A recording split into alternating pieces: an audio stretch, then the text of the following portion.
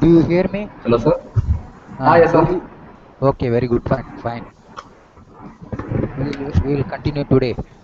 We will wait another Yeah. 2 or 3 minutes, 2 or 3 minutes, and then continue. No problem, sir.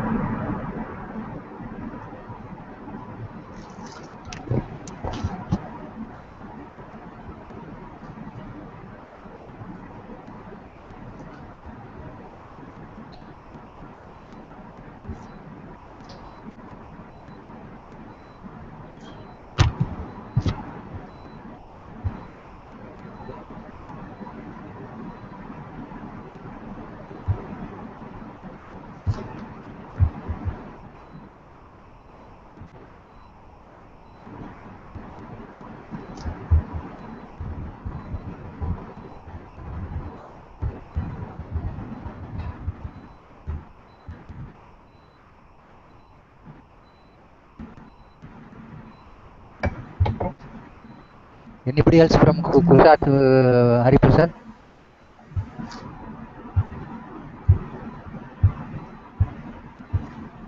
No, sir. Okay.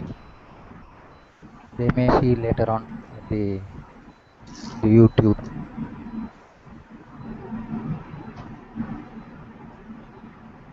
But there are two other people have joined. Who are they? We do not know. Okay. Same name it is put. Jai Krishna, are you there?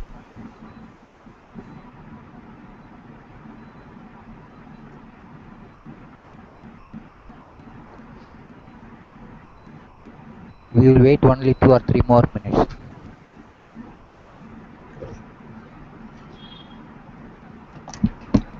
Have you seen the last presentation, Hariprasad? Yes, sir. Yes. Very good.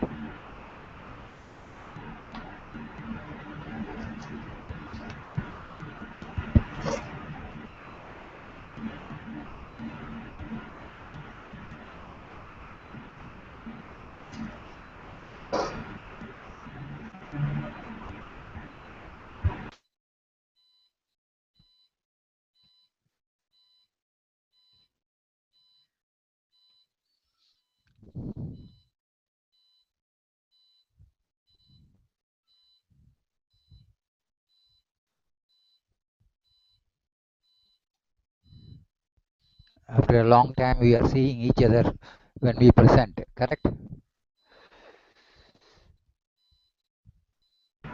Yeah. That's right, sir.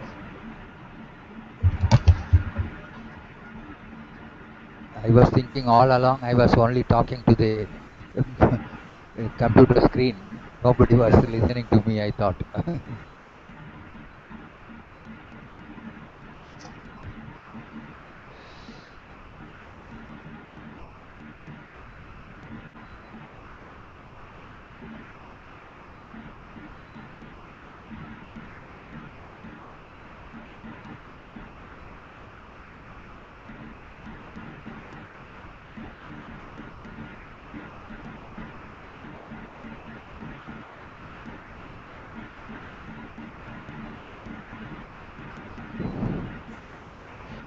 Okay, in the last presentation, we started doing with respect to the individual fuel cells that are possible.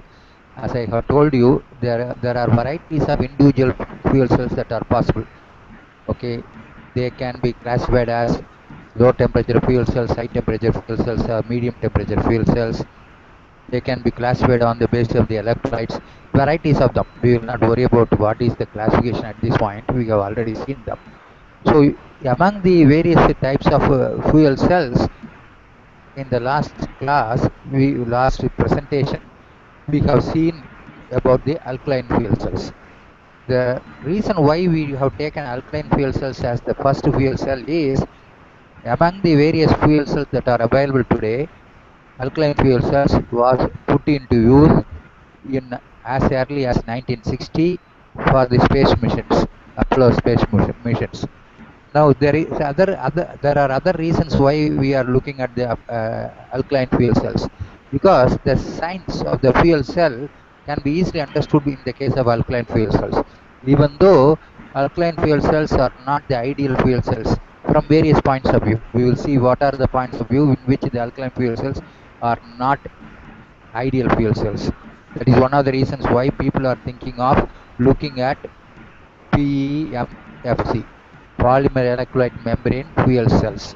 Okay, that is what is the most sought after fuel cell today for mobile applications. And possibly in the future, after 10, 20 years or whatever period, solid oxide fuel cells will be taking over as the standalone power generators, power converters. I will not say power generators, power converters.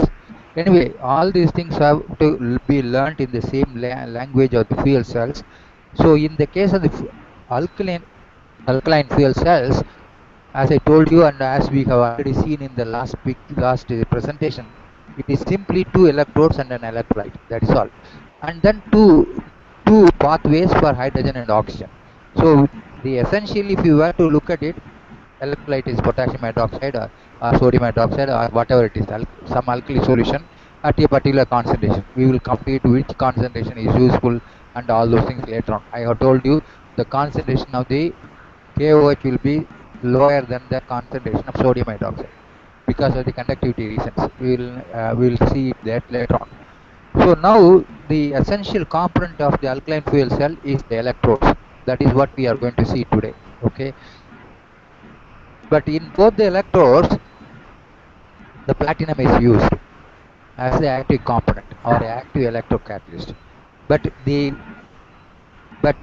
can there is no difficulty in using a platinum sheet or platinum rod or something like that. But the problem is the cost of the fuel cell will go up. Therefore, we have to essentially disperse this platinum. Now there are few issues about dispersing the platinum. Okay, as catalyst chemists, we know dispersing is possible, but we have been dispersing it in alumina or silica, which are insulators. So therefore, we cannot disperse platinum on this type of substrates and use them as electrodes. So we have to necessarily put this on a conducting substrate. The conducting substrate is normally used is graphite.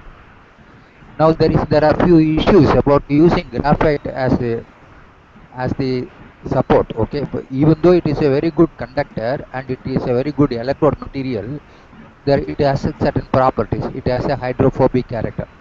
So therefore, in addition to that, we have to also hook up the platinum because the carbon surface is more or less is called equipotential surface. So therefore, there is no question of very highly active platinum sites if I have a very uniform carbon sheet.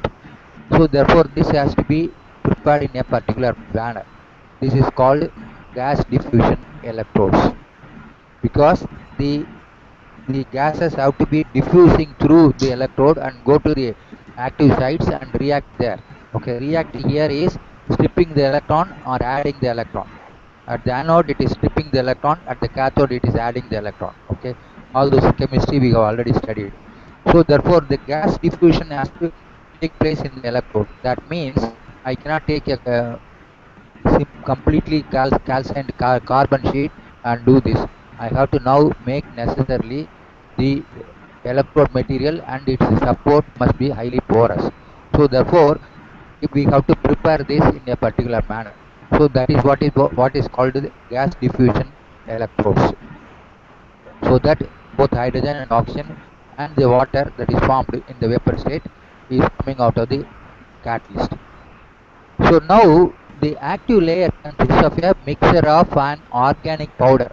Okay, the organic powder can be naphthalene, polytetrafluoroethylene, any of them. Okay, organic powder because polytetrafluoroethylene is a powder material and a carbon catalyst which is rolled at room temperature to cross-link the powder so that the active component of the electrode is self-supporting. So therefore, I take carbon powder and I take the organic powder, mix them together and cast them in a self-supporting manner as an electrode, over which we are now dispersing the active component, platinum. There is no high temperature or wet process involved in this electrode product. We can do a dry process, mix them up, and then simply evaporate the solvent. Okay, we can also make it as a molding situation. We will come to it later on. Okay, so therefore, essentially, if you look at it, it is not having any wet process. We are not calcining it, so that the porosity is retained. The hydrophobic layer, which prevents the liquid electrolyte from flooding the gas chambers, is made by rolling the porous organic layer again to cross-link the layer to form a self-supporting sheet. Essentially, you can assume that the organic polymer that we are using is only holding the carbon crystallites together in the form of a sheet. The layers are then pressed into a conducting metal mesh, okay, to give the stability, okay, and also it has to be an electrode, therefore it is a metal mesh, okay, with the active layer in the mesh and the hydrophobic layer on the gas side of the electrodes. So the electrode is on the back side of the electrode, the front side of the electrode is meeting the electrolyte. So essentially it will be, let us assume that it is a very thin sheet. A maximum thickness of 0.4 mm is possible, but you can also make it thinner than this. The areas can be depending upon what you are want to do. Okay, this is a simple single cell configuration I have given, but it need not be. When we want to make a stack or other thing, the electrode area can be higher. So in a single test cell, okay, the electrode has to have a specific area. It can be 170 mm versus 170 mm of a square. So this is put on a plastic frame with the various fluid passages designed into the mold. It is injection molded so that the hydrogen and oxygen and water are passing through them. So this is a very specific process. We are going to see much more when we go to the polymer electrolyte membrane fuel cells and other fuel cells. So preparing the gas diffusion electrode is the first and foremost job of making an electrode for the fuel cells. Now we will look at it a little bit more carefully. As I told you, this is an alkaline fuel cell, therefore we can use, instead of the noble metals, we will be able to use nickel. We have already last time itself I have shown the nickel based or cobalt based or iron based electrodes can be used. Okay, but metal loading, if I have to use the noble metal loadings, I have last time I told you the loading has to be 0.3 milligrams per square centimeter. That is the maximum you can put. Even if you put 0.3 milligram, the cost of fuel cells is nearly 100 times compared to the cost of energy production, energy generation through other means. Okay, so now the platinum carbon gas diffusion electrodes are generally used for both anode and cathode, though other combinations are also tried. I have already told you about the other combinations. Nickel electrodes are then improved. If we are going to use, instead of platinum, if we are going to use nickel electrodes, then improved through the impregnation of copper into the nickel electrode, with the improvement being attributed to the reduced contact resistance due to the copper.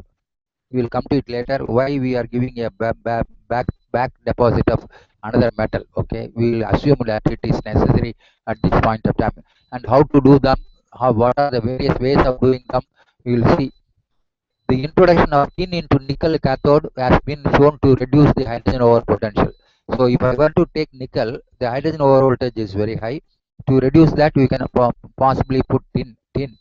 Why I am giving all this data is what is known already, so that in the future we have to try combinations other than this. That is all.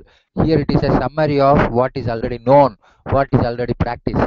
The performance of silver catalyst, we have already talked to in the last presentation.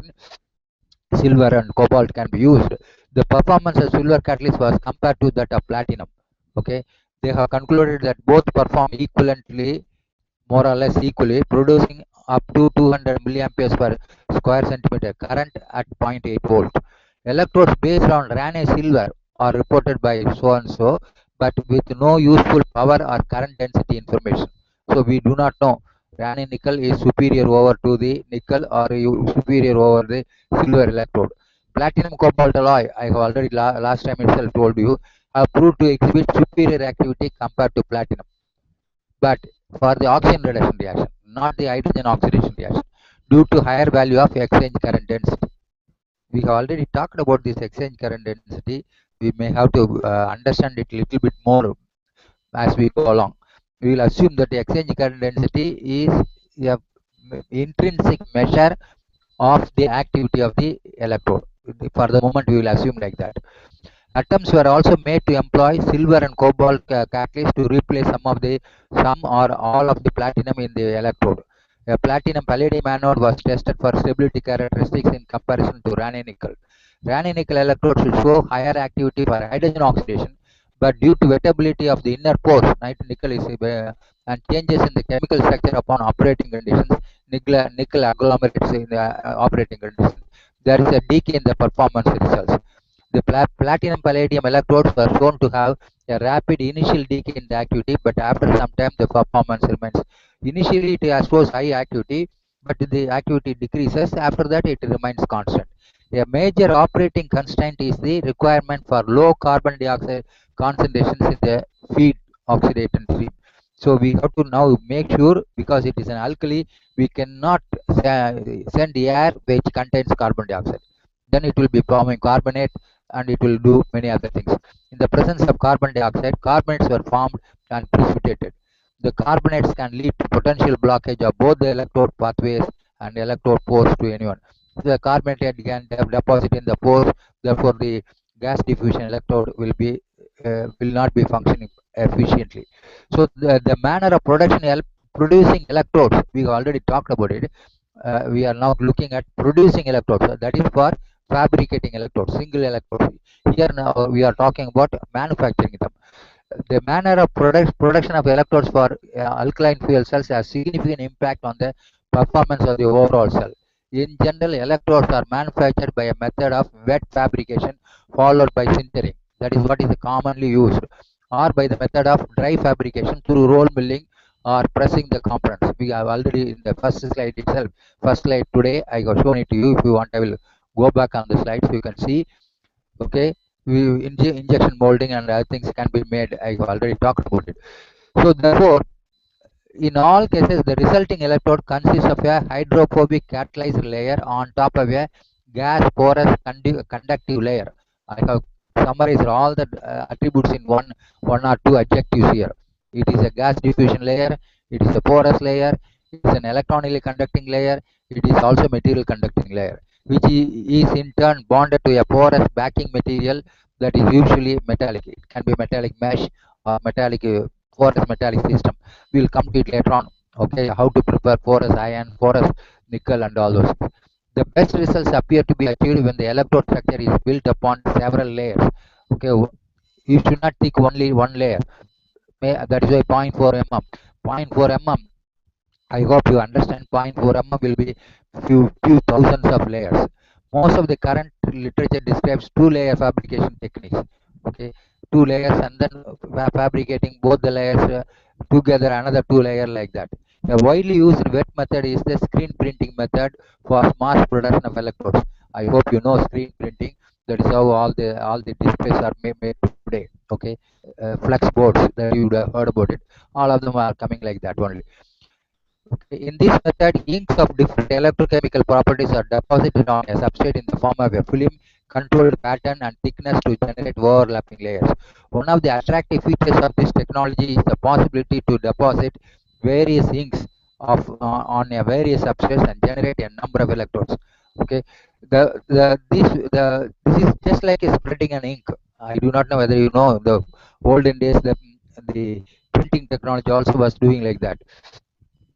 So if you look at it, they will put the ink and then go on rolling the paper on that. The process is very simple and fast. An overall description of the alternate methods of electrode fabrication is provided by so and so. In seeking an optimal air electrode structure, around 30 different electrodes were developed and tested by him. Okay, Kevisari. These electrodes contain carbon black pre-treated in different ways, just such as boiling in nitric acid. I hope you know carbon has to be pre-treated for electrode applications. What you are doing is by boiling in nitric acid, what you are doing is you are somehow or other taking all the other functional groups in the carbon material and oxidize them. Okay, heat treatment in different atmospheres, and polytetrafluoroethylene as a hydrophobic binder. I told you this is the organic polymer that you are using. Yes, the sample prepared were studied by different methods such as air permeability to see the weather conductivity, electrical conductivity, and porosity. Heat heat treated cobalt tetramethoxyphenyl porphyrin was used as catalyst to deposit cobalt or derivative of cobalt in the active layer. The best results showed half cells with the current densities of the order of 500 milliamperes per square centimeter and no tendency to reaching current limits. The effect of platinum loading on a multi-layer load electrode is reported by so and so. A current density of only 125 milliamperes per is reported with 0.3 mg per square centimeter. See, with such high loading itself, we are getting only a current density of 125 to 225. Okay, when the platinum was increased from 0.3 to 2 milligrams per square centimeter. 2 milligrams is not at all affordable. 2 milligrams per square centimeter. Okay, composite electrodes with carbon fibers was pressed into a metal backing. Okay, I told you a metal mesh will be there for giving the support, or reported by so and so and so and so. Use of an oxygen plasma treatment to increase the surface area of the carbon block on a metallic substrate is reported. Okay, various ways of increasing the porosity, the surface area, and other things. No clear performance improvement is reported in either case. So these are all only various ways of doing it. One does not know, or one does not have any proof to show that this the type of fabrication techniques will be facilitating or increasing the efficiency of the fuel cell. A filtration method combining the best features of wet and dry fabrication is presented by so and so with performance equivalent to other AFCs. Current density is approximately 180 milliamperes per square centimeter. The gravimetric and volumetric power density, we have to learn this gravimetric and volumetric power density. What it means is, if I were to take it is coming down on the bottom, you will see that the zero emission vehicles model is reported to be of the order of 0.09 kilowatts per kilogram. If I were to take 1 kilogram of the material for the electrode, electrolyte, everything put together, what is the total power it will generate, give, is the question. And that is what is the gravimetric power density per kilogram. How much kilowatt you will get, or per unit volume. Okay, 0.06 kilowatts per liter respectively. It is conceivable that these densities could be doubled if current densities can be increased. If I increase the current density, then the power, kilowatt power, also can be increased. However, there do not appear to be any huge breakthroughs on the scale today. Okay, that would vastly improve the power density of the system. The most promising area perhaps is the fluidized bed electrode structures, but they cannot be used in the mobile applications and other things. Now, three-dimensional electrodes. Okay, here we have only talked about two-dimensional electrodes. Three-dimensional electrodes are also possible. In conventional fuel cell system, the cell has a flat plate design consisting of two planar porous gas diffusion electrodes and a ceramic matrix containing the electrolyte. Okay, because we cannot afford to be circulating the electrolyte, we have last class itself we are told that we will soak the alkali in iron or spongy iron and things. Okay, or we have to circulate the electrolyte. Circulating the electrolyte will be a bigger paraphernalia because we have to have a pump and all those. To reduce electrical resistance losses, the cell components are designed to be as thin as possible because we want to lower the resistance. The electrode has a thin porous structure with a large surface area to provide good access to reaction sites for the reacting gases.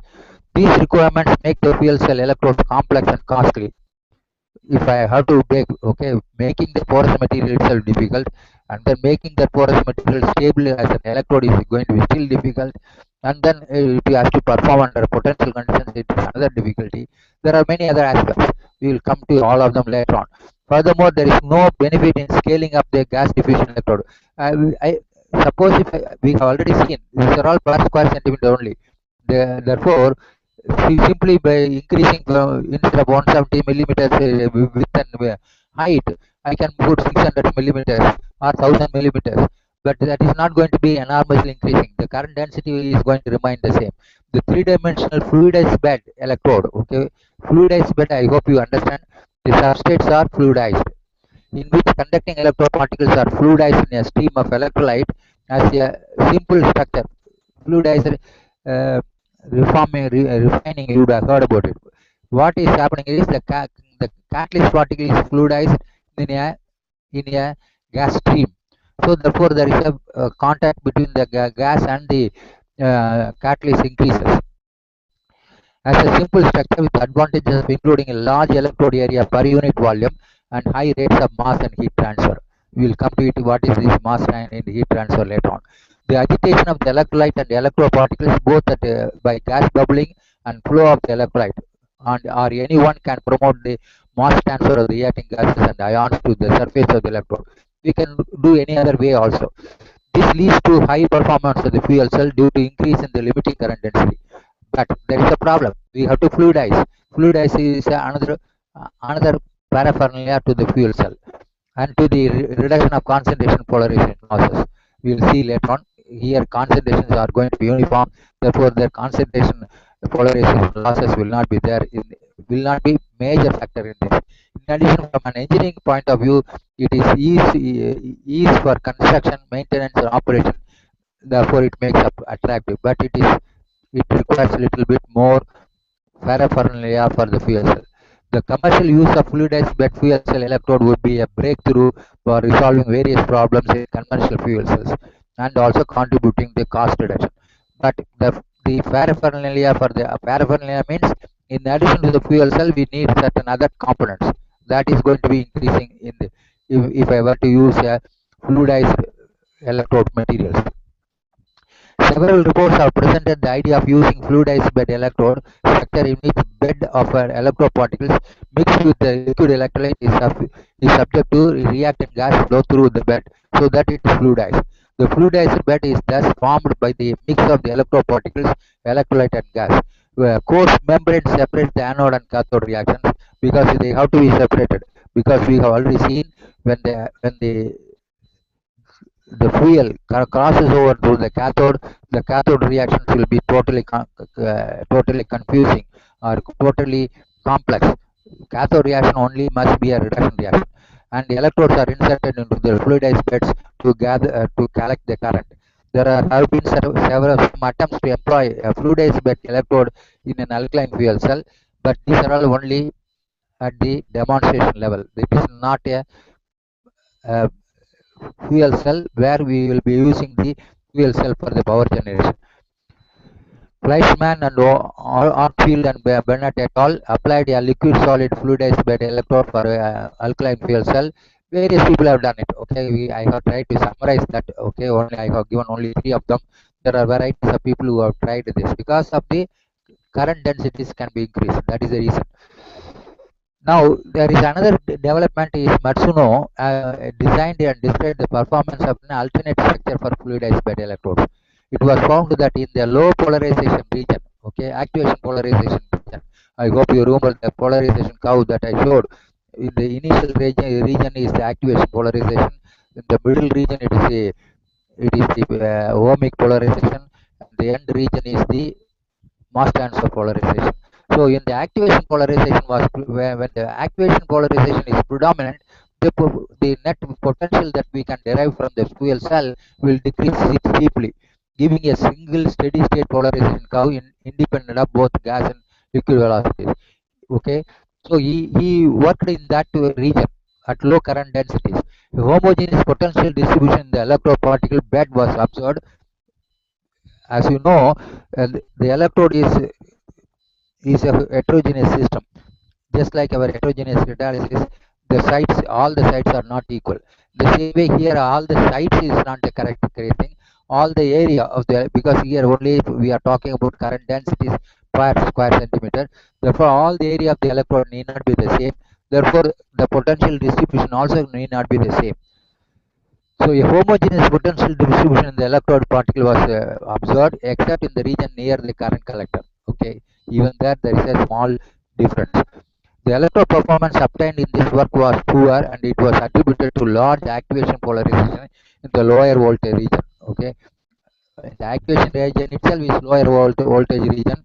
Only thing is current densities can be little higher, a little very low.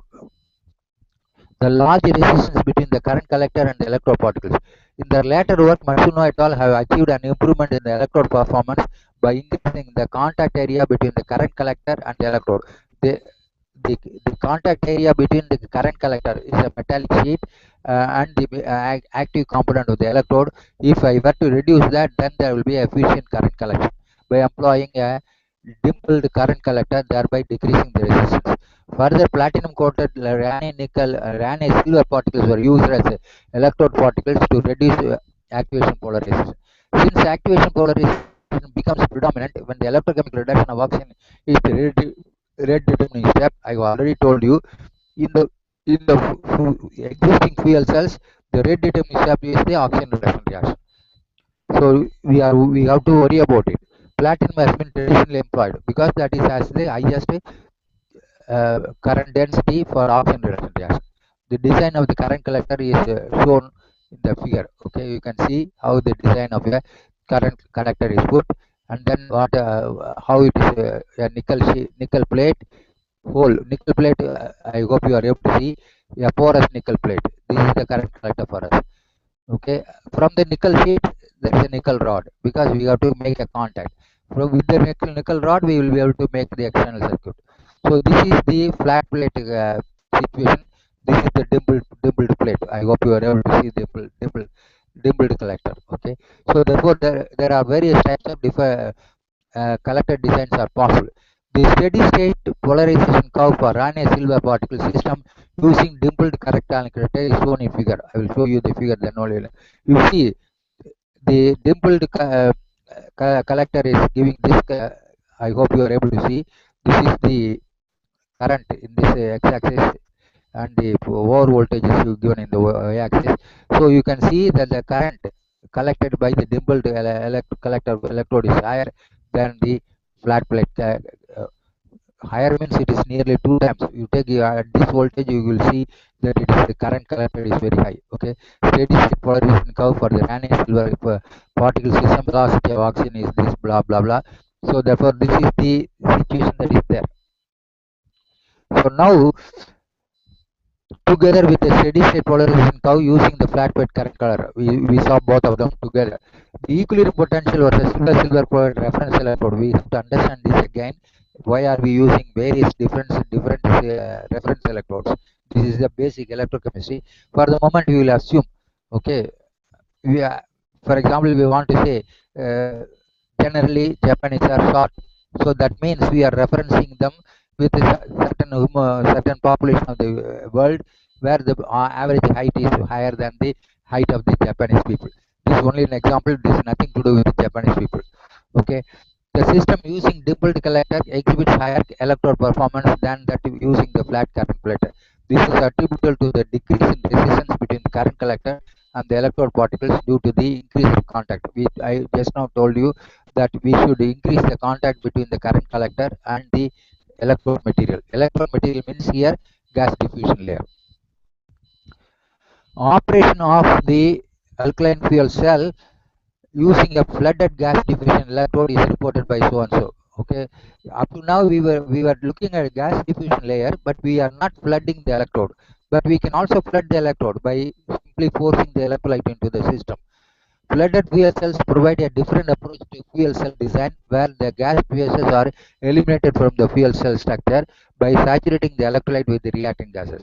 When we are using the flooded system, the hydrogen and oxygen is dissolved in the electrolyte. Whereas in the not flooded electrolyte is there, we are passing the hydrogen on the fuel gases, hydrogen and oxygen. The reactants are delivered to the electrode surface by passing the saturated liquid electrolyte across the electrode surface. This concept offers operational advantages over the conventional porous gas diffusion electrodes, particularly for mobile applications where resistance to shock and vibration is desirable, because in the mobile application the fuel cell will undergo some kind of a jerk. So the when if we are going to put the gas with the electrolyte, then it will be uniform. Otherwise, when there is a jerk, the gas will not pass through. When there is a other thing situations, gas flow will be uniform. So therefore, this type of up and down or on and off situations may not take place if the fuel gases are dissolved or mixed with the electrolyte, particularly for mobile applications where resistance to shock and vibration is desirable. Most conventional alkaline fuel cell designs devise methods with which the liquid electrolyte, creating a system with operational features resembling those of the solid membrane cells. We will see. In the solid membrane cell, it is a stationary system. That is why standalone power cell systems we are going to see at the end. Yeah, why solid oxide fuel cells SOFC is very important. In contrast, this approach uses the fluid properties of the electrolyte to completely eliminate the need for construction of the gas diffusion electrodes. If I have to use this, I don't need any gas diffusion electrode. It is enough if I have a flat surface where the electrode is in contact with the electrolyte, then it will automatically be in contact with the fuel. Although performance is still correlated to the surface area of the triple interface. Here the triple interface is electrode, electrolyte, gas. That is the triple interface. This area is now contained within the volume of the fluidized bed. There is thus potential for very high power densities in a very low cost package. At very low areas, the contact will be more, therefore the, the net current or net power that you will generate will be higher. There is room for speculation that the issues surrounding the electrode poisoning due to formation of carbonate, but still you can say, no, it is all very good if only hydrogen and oxygen were to be supplied, but even carbon dioxide will be dissolved and they will react with the electrode and poison the electrode. So therefore, all these situations will be possible. The fluidized bed approach to AFC design represents a completely new direction for fuel cell technology development. That is a direct consequence of the liquid electrolyte utilized in AFC. Generally, in AFC, in a laboratory scale, what we are talking is, I will take two electrodes, put an electrolyte in between them. Okay, that is what we are doing in a cell construction in the electrochemistry laboratory or in our electrochemistry experiments. Even if you take your dry cell, you are putting two electrodes and we are dry electro. Here also dry cell is not dry cell. You are choked the electrolyte in a solid matrix, just like we saw the alkali can be soaked in porous iron. Okay, so therefore today's development in AFC. Okay, I have brought the AFC from the early stages of 1950s to today till today. What is happening? Okay, the major endeavor today appears to be how I will be able to make the contact of the fuel or the fuel gases with the electrode. So therefore, we are now trying to merge what we know about the fluidization and what we know about the electrolyte interface. So this is what is the thing. So now the preliminary results are encouraging, but we have to see whether this technology will be developed for the fuel cells. It is a worth watching situation. It is very early to now to tell that alkaline fuel cells with a fluidized configuration will be better. Okay, so therefore I will stop at this point and answer any questions you have. Any questions you have, we will answer.